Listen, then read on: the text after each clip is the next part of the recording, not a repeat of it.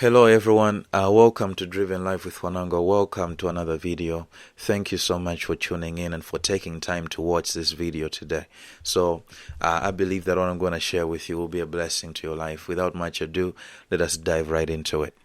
Today I would like to talk about bad dating advice, part 3. If you haven't watched the first part and the second part, please make sure you check it out on my channel. And thank you so much for tuning in once again. So today I'll be talking about 3 things. The first one is that when you meet the right person, you will know right away. This is why I feel it's bad dating advice. And this is because you don't always know right away that this person is right for you or not. Sometimes it takes time. Some people believe this, and so they have let go of certain people that could have been very good partners for them. But because they believe that the first time they met them, maybe the first few weeks they met them, they never saw them as the right partner for them, and so they ended up concluding that they can never be the right partner. But sometimes you can know someone for years and never see them as a potential partner, only for God to open your eyes in the final moments, and then he shows you that this person is right for you. Sometimes God will not permit you to start seeing someone as a potential partner because it's not yet your season, because you have not put certain things in order. Sometimes you need to organize your life first before God can allow you to perceive somebody as a potential partner. It takes time sometimes because his word says everything is beautiful in its right time. And so sometimes God will not allow it until the right time comes for you. For Boaz, it took months for him to actually start seeing Ruth as a potential partner.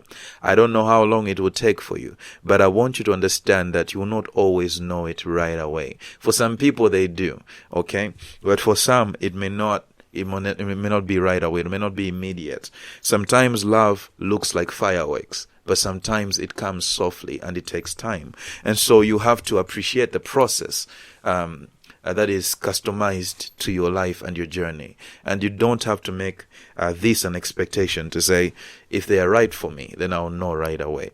Okay? You eventually know. Sometimes it's right away, sometimes it takes time. But whatever it is, listen in on the voice of God, because that's what matters. In the moments when someone whom you didn't see as a partner and it comes to you, and then you start to recognize, to say, I think this person may be a right partner for me. Why don't you give him a chance, even though you never recognized it right away? All right. The second advice that I would like to talk about is opposites attract. So try to find someone really different from you. Okay, so this is something that some people believe, to say, since opposites attract, then I have to start looking for someone who is totally different from me. That is not true. That's bad advice. This must happen without you consciously pursuing it. People who say that opposite characters or personalities attract, these people are not saying that you go out there and consciously start looking for someone who is totally different from you. That relationship will not last. You have to understand that, okay?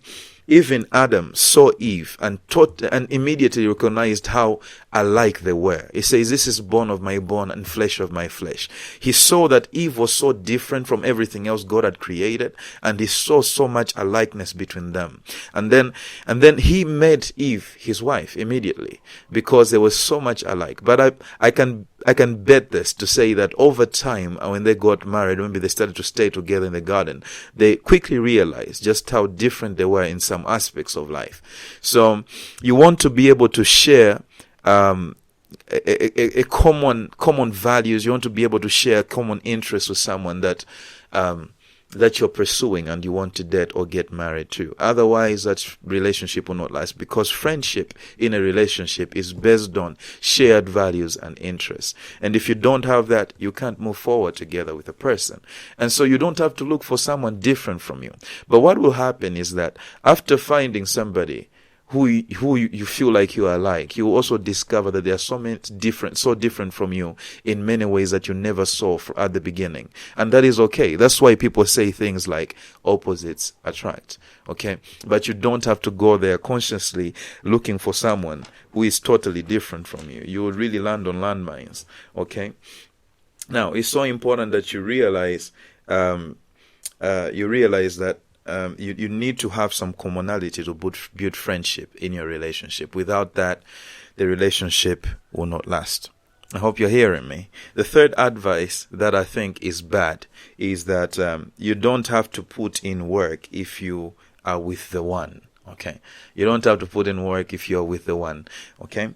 So love requires work to sustain. Lust doesn't. Okay. Love isn't a perpetual flame. It's not self-sustaining. It needs you to continually fan it.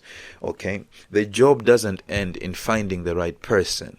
Actually, that's only the beginning. You must continue to put on the work so that your relationship can be as beautiful as you believe it can be. The potential of your relationship is inexhaustible, okay? But it depends on your amount of work, because sometimes the same person you're head over heels for now, what will happen is over time you may start to be angry at them. You may find it hard to forgive them. You may actually not want to talk to them on some days because of something they have done. But you have to understand that's what love does. It keeps coming back. It keeps forgiving. It keeps on putting in the work. It keeps saying, maybe affirming its commitment no matter what has happened. That's what love is. Okay? So you must understand that it's work, and then some more work. But at the end of the day, there is so much joy, because when God is in this process, He gives you the satisfaction that only comes from Him. I can guarantee you that if you do these things with this mindset, it will help you. You will not give up easily, no matter what happens. So you need to continue to pursue the love that requires work. Okay? So this is what I can share with you. Thank you so much for tuning in. Remember to like, to subscribe, and also to comment. Tell me how this has blessed your life. Until next time, have a good one.